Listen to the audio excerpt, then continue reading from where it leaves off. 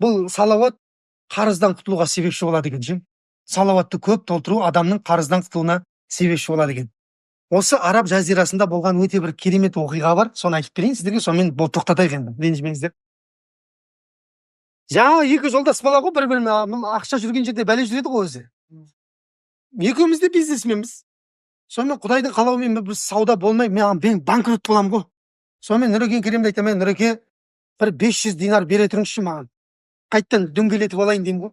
Нұрекеңнен 500 динарды аламын, қайттан қадалам ғой. Бір өмірде сондай бір кезеңдер болады да, құлағанның үстіне құлай бересің ше. Құлағанның үстіне 10 рет құлайсың. Бірақ оның артында бір күшті жақсылық, сабыр сақтап адам күту керек та бірақ. Сонда Нұрекең айтады, дұрыс қой, енді екеуміз саудада серікпіз, бірақ енді мен келісім шартпен беремін дейді, ертең бере алмай қалсаң қалай болады деп, бұл менен қолхат алып алады ғой. Бермесем сотталамын мен, короче. Бұны жаңа 500 динарды аламын да тағы да қадаламын мен, жаңа саудада болмай қалады. Қиналып кетеді, отбасым қиналып жатыр, бала шағаң нәпақасы бар, базарда не істерін білмей жаңағы сөйтіп жүрсем, бір кезде екі қолтығымнан көтеріп алып, екі мілтсе жаңа соттың залына қарай алып кетті ғой. Аманшылық па, не бұл, білмеймін, соттың залына барғасын айтады өзі сот. Соттың залына барса, жарықтық, сенің 500 динар қарызың бар екен ғой, пәлен айда берем деген. Соған осындай уақыты өтіп кетті, қарызың қайтар дейді ғой. Енді мен болмай жатыр, өзіне де айтқанмын, болмай жатыр. Болмай жатса, енді келісім тұр ғой мына жерде нотариуспен.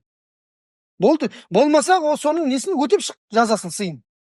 Міне, көріп тұрсың ғой мен артындағы темір торды. Деген кезде айтады, айналайындар, мен отбасым аш отыр үйде. Барып ескертіп кетейін, тым болмаса, әйел бала шағам уайымдап, мына қаққа кеткен білмей қалады қазір менің. Дейді ғой. Сонда айтады, айналайын, кімді кеміс қылып отырсың сен? Мына жерге келгеннің барлығы сөйтіп айтып кете беретін болса, біз не ай қарап отырып қой мына жерде?